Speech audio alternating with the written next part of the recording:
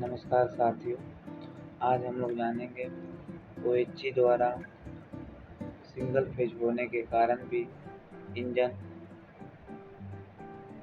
3 phase में convert करके सभी मशीनों को चलाता है और DC सप्लाई कहाँ से लाता है TM को चलाने के लिए। आज इसके बारे में हम लोग जानेंगे, कन्वेंशनल लूपों के बारे में। ठीक है, यह OHG से रिलेटेड जो पोल लगे रहते हैं तथा ये सब इक्विपमेंट आपके सामने हैं। इसमें सबका नाम लिखा हुआ। इसमें हमको बताने में समय लगेगा और हम लोग को अभी बहुत सारी चीज़ें जानना है। इसे आप पढ़ भी सकते हैं। जैसे मास्टर फिटिंग हुक है। मास्टर फिटिंग हुक किसको कहते हैं, मैं कुछ नाम बता देता हूँ। जैसे स्ट्रेट ट्यूब इंसुलेटर है। इंसुलेटर में आप लोगों को फोटो भी दिखाऊंगा नेक्स्ट वीडियो में। अभी तो आपका ये OHG से रिलेटेड है। हम लोग अब आगे की ओर बढ़ते हैं। आगे ये पेंटो के भी नाम हमने इस वीडियो में डाला हुआ है। किसको क्रेडिल कहते हैं, किसको सर्वो मोटर कहते हैं, किसको आइलेट रॉड कहते हैं, सब इसमें नाम है। रेजिंग स्प्रिंग है, पेंटो हॉर्न है, मतलब सब इसमें नाम डाला गया। पेंटोपॉन है।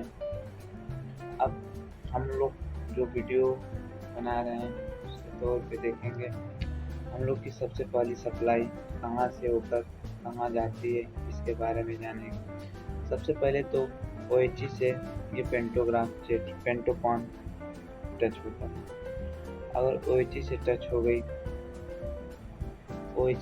हो गया ये पेंटोपॉन, इसके बाद यह पेंटो रूफ बार से होते हुए सप्लाई इसकी आगे बढ़ती है।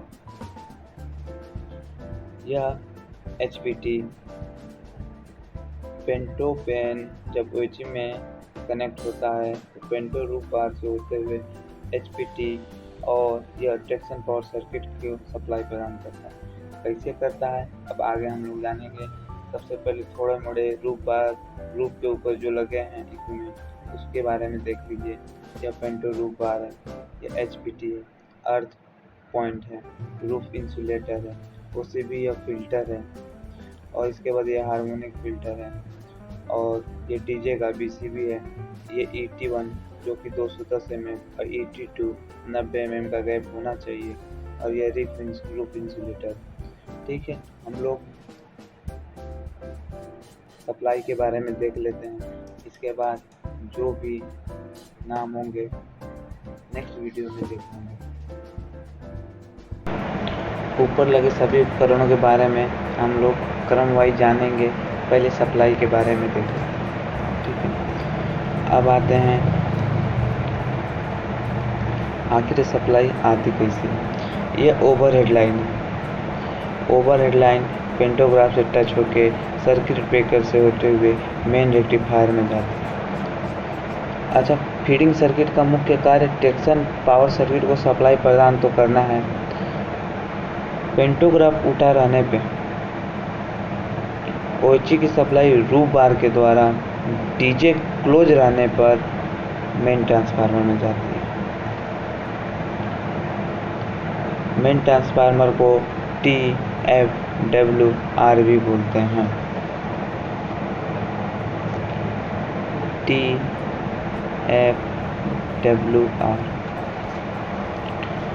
ठीक है, अब आगे मेन ट्रांसफार्मर की सप्लाई को एक टेप चेंजर द्वारा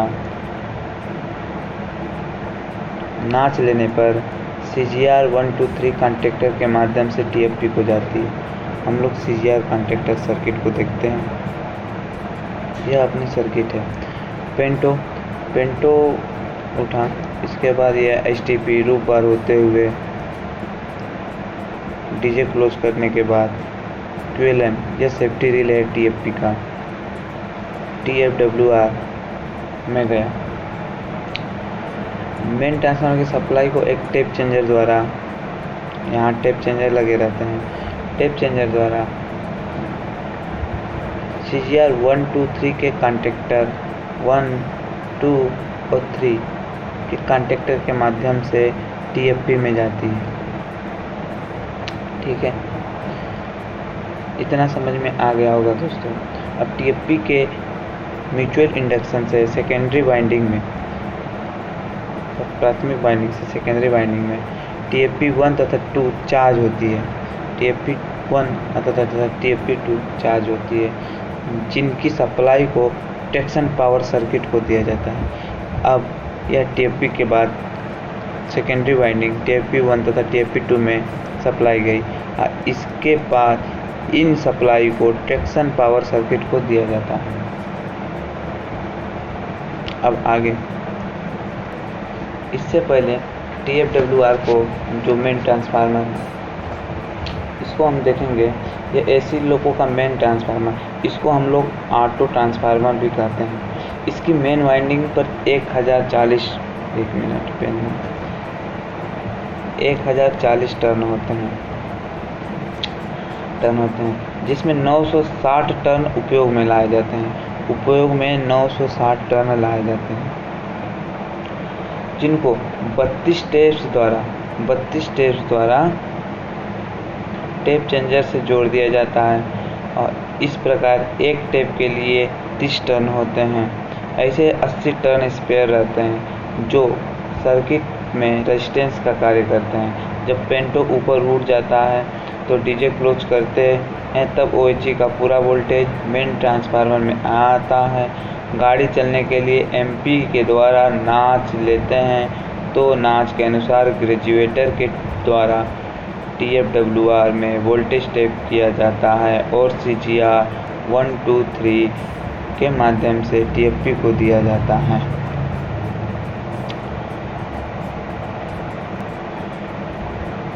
यह अच्छा, ये तो हो गया मेन ट्रांसफार्मर की। अब यहाँ से CGR 1, 2, 3 के माध्यम से TFP को दिया गया सप्लाई। अब TFP, ये TFP यहाँ पर ये, इसके बाद यह मेन ट्रांसफार्मर की प्राइमरी वाइंडिंग है, जिसमें 288 टर्न होते हैं। हमने पहले क्या बताया, मेन ट्रांसफार्मर में 1040 टर्न होते हैं। ठीक है, और 960 टर्न यूज किए जाते हैं, जो 32 टेप्स के द्वारा टेप चेंजर से जोड़ दिया जाता है। मतलब एक टेप में 30 टर्न होते हैं। LDC में क्वेश्चन पूछता है, GDC में नहीं, LDC में, अगर कोई JEE का एग्ज़ाम हो तो, कि एक टेप में कितने टर्न होते हैं। एक टेप में 30 टर्न होते हैं और 32 टेप्स को जोड़ दिया जाता है टेप चेंजर के द्वारा। ठीक है, और जो 80 टर्न स्पेयर रहते हैं, जो सर्किट में किसका कार्य करते हैं, रेजिस्टेंस का। 80 टर्न रेजिस्टेंस का कार्य करते हैं, सबसे इम्पोर्टेंट चीज़, 80 टर्न रेजिस्टेंस का कार्य करते हैं। अब आते हैं हम लोग मेन ट्रांसफार्मर की प्राइमरी वाइंडिंग में। मेन ट्रांसफार्मर की प्राइमरी वाइंडिंग में 288 टर्न होते हैं। 288 टर्न होते हैं जब ग्रेजुएटर से नाच लेते हैं। तो 1 से 32 नाच तक TFP चार्ज रहती है। 1 से 32 नाच तक क्या रहती है, TFP चार्ज रहती है। ठीक है, और उसके बाद मेन ट्रांसफार्मर की सेकेंडरी वाइंडिंग में यह सप्लाई जाती है। जब ग्रेजुएटर से 1 से 32 नाच लेते हैं तब TFP चार्ज आती है, और इसके इंडक्शन से TFP 1 तथा TFP 2 चार्ज हो जाता है। ठीक है, 1 से 32 नाच लेते हैं तो TFP चार्ज रहती है। जब TFP चार्ज होगी तो इसके इंडक्शन से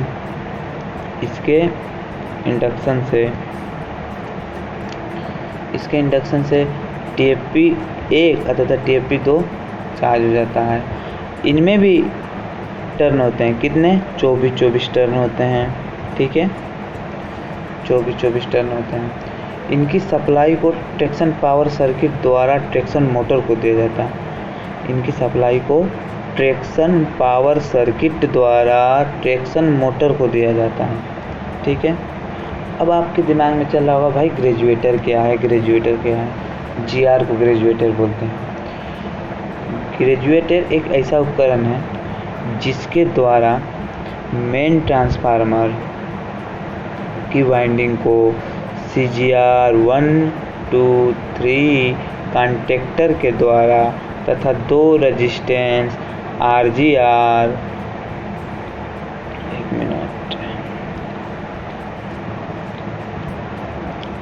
2 रेजिस्टेंस RGR तथा RPGR के प्राइमरी ट्रांसफार्मर के साथ RGR तथा RPGR के प्राइमरी ट्रांसफार्मर के साथ इलेक्ट्रिकली जोड़ा जाता है। इलेक्ट्रिकली क्या करा जाता है, जोड़ा जाता है। ठीक है, RGR और RPGR।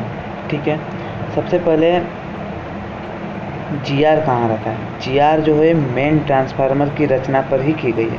GR की रचना जो है मेन ट्रांसफार्मर पर ही की गई है। कैसे की गई है भाई, मेन ट्रांसफार्मर से टेपिंग निकालकर इंसुलेटेड कांटेक्ट प्लेट पर इसकी गोल आकार में रचना की गई है। मैं इसकी वीडियो डाल दूंगा आप लोगों को। SMGR क्या है, कैसे है, क्या काम करता है, GR सब बता दूंगा। ठीक है, हमारे चैनल को लाइक, सब्सक्राइब और शेयर ज़रूर करें। ठीक, आगे। ठीक है, अब भाई आइए हम लोग RGR पे आते हैं, जो ग्रेजुअल रेजिस्टेंस है। ठीक है, RGR 1.61 ओम होता है। 1.61 ओम क्या होता है, रेजिस्टेंस होता है। ठीक है, जो STC में GR के पास लगा रहता है। ठीक है, अब STC क्या है भाई, अंदर कंपार्टमेंट में जाते हैं उसको STC बोलते हैं, हाई टेंशन कंपार्टमेंट। ठीक है, और RGR क्या है भाई, तो यह ग्रेजुएटर प्रोटेक्टिव रेजिस्टेंस है। यह 97,000 ओम रेजिस्टेंस है। यह कहाँ लगा रहता है, यह CGR 1, 2, 3 के नीचे लगा रहता है। अच्छा, अब हम लोग आगे की ओर बढ़ते हैं, वरना इसी में उलझ जाएंगे और हम लोग का मेन जो कार्य है वो नहीं जान पाएंगे। हम SMGR, GR, CGR, PHGR, EVPHGR इस सब के बारे में एक अलग से वीडियो बना देंगे, वरना ये वीडियो लेंथी हो जाएगा। ठीक है, हाँ तो हम लोग कहाँ थे, OHG से पेंटोग्राफ, रूफ बार, DJ, QLM, मेन ट्रांसफार्मर से GR से होते हुए TFP प्राइमरी वाइंडिंग, फिर सेकेंडरी वाइंडिंग TFP 1 तथा TFP 2। ठीक है, 288 टर्न करते हैं हम लोग। अब आगे आते हैं, जब सेकेंडरी वाइंडिंग TFP 1 तथा TFP 2 में सप्लाई आती है, इसके बाद यह सप्लाई RSI ब्लॉक पे जाती है। भाई RSI क्या है, RSI AC लोकोमोटिव में DC सीरीज मोटर लगाई गई है। ठीक है, जबकि OHG से मिलने वाली सप्लाई क्या है, सिंगल फेज है। OHG से तो अपने को सप्लाई सिंगल फेज मिल रही है और अपने को मोटर चलाना है DC सीरीज मोटर। तो यह कार्य RSI का है कि वह AC को क्या करता है, DC में परिवर्तित करता है।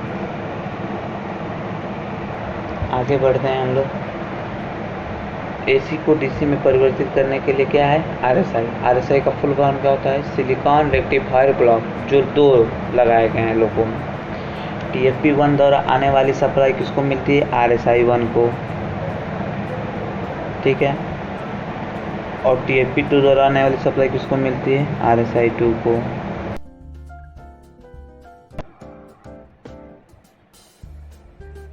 जहाँ AC में क्या करती है, DC बदल जाती है। ठीक है, यहाँ से करंट निकला, यहाँ RSI में गया, यहाँ से गया, भाई सिंगल फेज है। सिंगल फेज एसी अपने को मोटर चलाने के लिए क्या चाहिए, डीसी मोटर। तो अपने को ओएचई से सिंगल फेज सप्लाई मिल रही है, एसी को डीसी में परिवर्तन करने के लिए कुछ तो चाहिए अपने को, क्योंकि डीसी सीरीज मोटर लगाई गई है अपने लोगों में। ठीक है, अब इसके बाद क्या होगा, आरएसआई में सप्लाई गई। ठीक है, अब आरएसआई में 64 टायर लगे रहते हैं, कितने, 64 टायर, 4 भुजा वाला। ठीक है,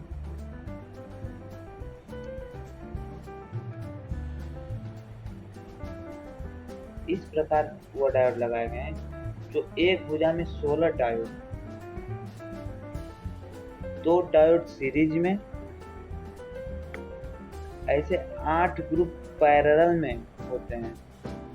इन डायोडों के द्वारा करंट केवल एक ही दिशा में बढ़ सकता है। और मुझे ब्रिज वाला तो ठीक है। आरएसआई ब्लॉक से आउटपुट के रूप में डीसी सप्लाई मिलती है। इन डायोडों के सुपरविजन के लिए प्रत्येक आरएसआई पे 12/16 या 12 या 16 टेल फ्यूज लगाए जाते हैं। यदि किसी कारणवश कोई डायोड पंचर हो जाता है तो टेल फ्यूज, पहले फ्यूज लगते थे, अब एलईडी भी लगने लगी। अगर एलईडी है तो जल जाती है, अब फ्यूज है तो फ्यूज उड़ जाता है। ठीक है,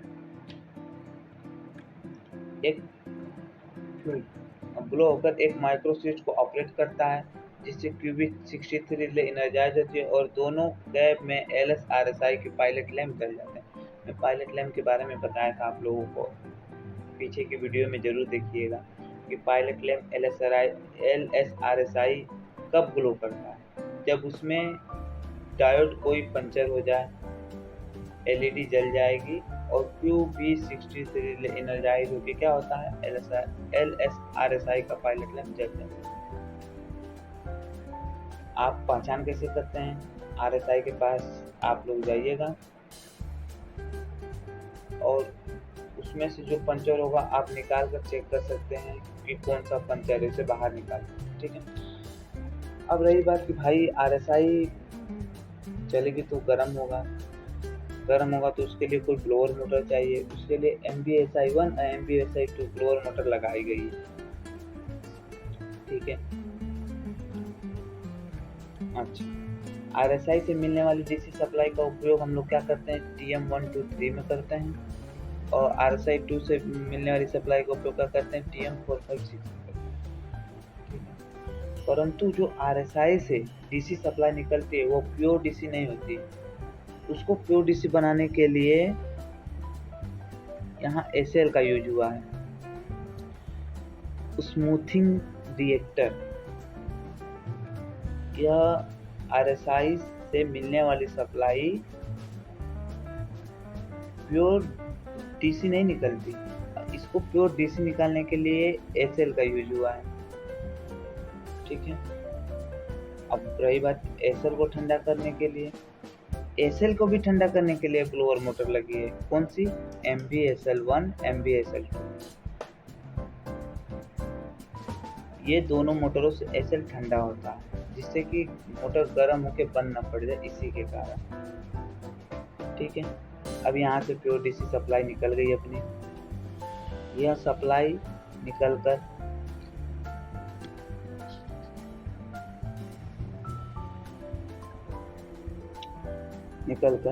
यह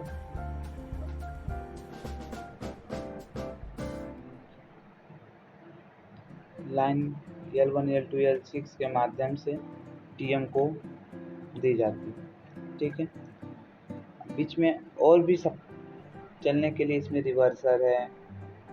यह हम लोग अलग सर्किट में देखेंगे कि यह सप्लाई रिवर्सर, CTF, शंट कैसे होती है। अब हम लोग ये तो समझ गए कि मेन वाइंडिंग से प्राइमरी वाइंडिंग में जाती है, फिर सेकेंडरी वाइंडिंग में जाकर आरएसआई से होते हुए, स्मूथ रिएक्टर से होते हुए यह सप्लाई डीसी मिल जाती है। परंतु अपना आगे का सवाल यह है कि भाई ये तो हम लोगों ने TM को चला दिया, ठीक है, चल रही थी अपनी, परंतु और भी तो ऑक्सिलरी लगी हैं उसमें। Glower motor MB-MT1, MB-MT2, MPH, मतलब बहुत सारी। भाई वो कैसे चलेंगी? ये तो सही बात है भाई। इसके लिए भी आपको दिया गया है, क्या दिया गया है भाई? इसके लिए आपको दिया है आर्नो या SIB। अब तो कहेंगे यार ये क्या होता है? यह ऐसी चीज है जो सिंगल फेज को 3 फेज में कन्वर्ट करती है, सभी ऑक्सिलरी मोटरों को चलाती है। हाँ भाई। अच्छा, इसका कार्य क्या होगा? इसका कार्य ये होगा, हम लोगों ने बताया था कि मेन ट्रांसफार्मर में मेन वाइंडिंग पर कितने टर्न होते हैं? 1040। ठीक है। इसमें यह step down transformer,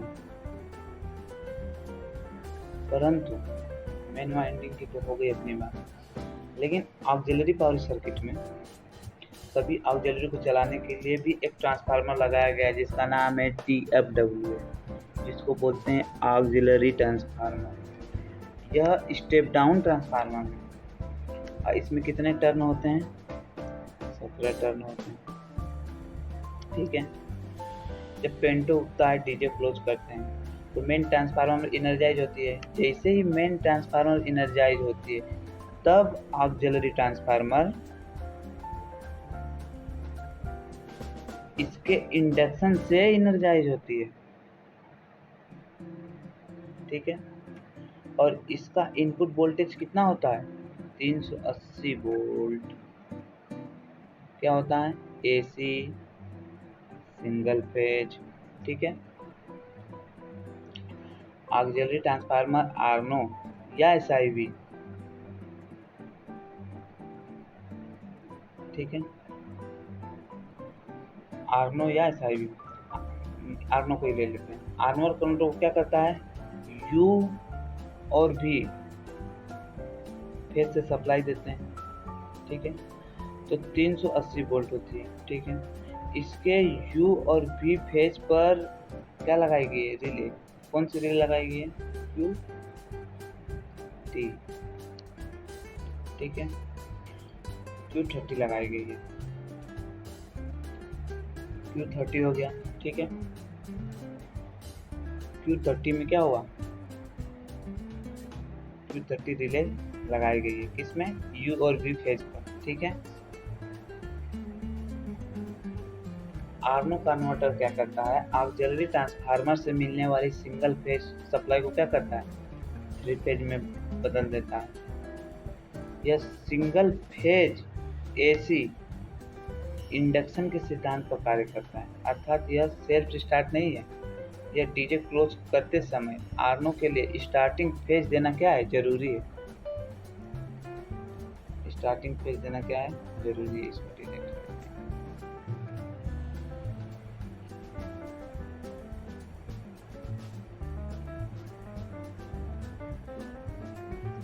DJ close करने पर आर्नो के लिए, ठीक है, आर्नो को कुछ लोड भी देना जरूरी है, इसलिए आर्नो के साथ 5 ऑक्सिलरी डायरेक्ट कार्य करते हैं। ठीक है। भाई 5 ऑक्सिलरी कौन कौन सी कार्य करती हैं ये भी अपने को नहीं पता। अच्छा देखिए 5 ऑक्सिलरी कौन कौन सी कार्य करती हैं। सबसे पहली बात, ये चलती है MPH, दूसरी है MBSL, तीसरी है MBSL2, 1 हो गया, ये 2 हो गया। ये कितनी ऑक्सिलरी होंगी? 3 ऑक्सिलरी। अब 2 ऑक्सिलरी के नाम आप बताओ कौन कौन से हैं? 2 ऑक्सिलरी के नाम, एक है MVSI1 जो कि RSI1 में लगी है, और दूसरा है MVSI2 जो कि RSI2 में लगी है। 5 हो गए ऑक्सिलरी। ठीक है, इसको अब डिलीट कर देते हैं। बच्ची अपने पास कितने बच्चे? 5 तो ऑक्सिलरी कंडक्टर डायरेक्ट कार्य करते हैं। इन 5 ऑक्सिलरी के कॉन्टैक्टर नहीं लगाए गए हैं। इन ऑक्सिलरी का नियंत्रण इनके प्रोग्राम स्विच के द्वारा ही किया जाता है। बाकी जो 8 ऑक्सिलरी के नियंत्रण कॉन्टैक्टर के द्वारा किया जाता है। ठीक है, अपने को तो पता चल गया कि भाई सिंगल फेज या 3 फेज के लिए अपने को आर्नो या एसआई भी लगाना है। ठीक है, लेकिन आर्नो को हम जैसे जो क्लोज करेंगे तो ये 5 ऑक्सिलरियाँ चलने लगेंगी, 8 ऑक्सिलरी कौन सी नहीं चलेंगी। इसके लिए भी बताएंगे कौन सी 8 ऑक्सिलरियाँ नहीं चलेंगी। 8 कॉन्टैक्टर कौन से, 8 ऑक्सिलरी कौन से, वही ऑक्सिलरी हैं जिसके कॉन्टैक्टर लगे हैं। कॉन्टैक्टर लगे हैं, हाँ, जैसे एमसीपी, जैसे एमसीपी 1 2 3 के कॉन्टैक्टर होते हैं, C101, C102, C103, 3 सीपी हो गई। और MBRH, इसका कॉन्टैक्टर 107, MBMT1 105, MBMT2 106। ये हो गई 6 ऑक्सिलरी। WAG5 में जैसे पहले भी जब माइक्रो प्रोसेसर का जमाना नहीं था, उस समय 2 ऑक्सिलरी और लगी। कौन सी? एक है आपका MPP1 और MPP2, C111, इसके भी कॉन्टैक्टर थे, C121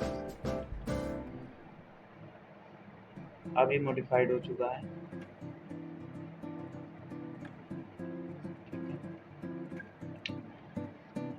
अब हम लोग आते हैं आगे। आज हम लोग ने जाना कि OHG से पेंटो द्वारा सप्लाई होते हुए कैसे मेन ट्रांसफार्मर से GR से CGR 1 2 3 के द्वारा मेन ट्रांसफार्मर की प्राइमरी वाइंडिंग TFP में, TFP द्वारा TFP1 और TFP2 में सेकेंडरी वाइंडिंग में जाती है। TFP1 1 2 3 को देता है सप्लाई और TFP2 4 5 6 को सप्लाई देता है, DC सप्लाई। ये हो गया अपना DC सप्लाई। अब अपना बचा सभी ऑक्सिलरी को सप्लाई कौन देता है, आर्नो या SI। मतलब इस तरह से हम लोग कह सकते हैं कि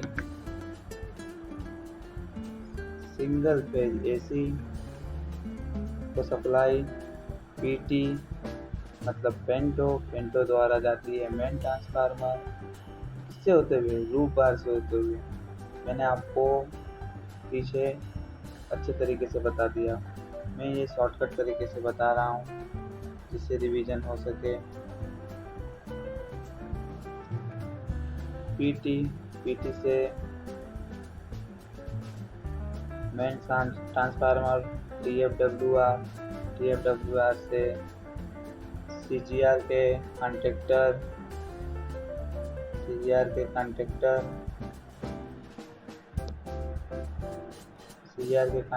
1 2 3 के द्वारा जाती है TFP मेन ट्रांसफार्मर की प्राइमरी वाइंडिंग में। उसके बाद सेकेंडरी वाइंडिंग TFP1 TFP2 में जाती है। TFP1 TFP2 TFP1 और TFP2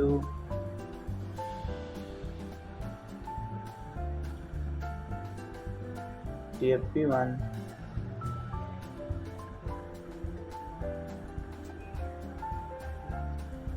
लाइन कॉन्टैक्टर के माध्यम से TM1 2 3 में DC सप्लाई जाती है और TFP2 में 4 5 6 TM में लाइन कॉन्टैक्टर के माध्यम से सप्लाई जाती है। और ऑक्सिलरियों का कार्य देख लें एक बार, ऑक्सिलरी में कैसे जाती है सप्लाई। ऑक्सिलरी में सप्लाई जाती है TFWR, TFWR से TFWA, TFWA से आर्नो या SIV। यह सिंगल फेज को क्या करते हैं, 3 फेज में कन्वर्ट करके सभी ऑक्सिलरी को चलाते हैं। धन्यवाद दोस्तों, वीडियो को लाइक, शेयर और सब्सक्राइब जरूर करें, बेल आइकन को प्रेस करें। आगे ऐसे ही वीडियो पाने के लिए सब्सक्राइब जरूर करें। धन्यवाद।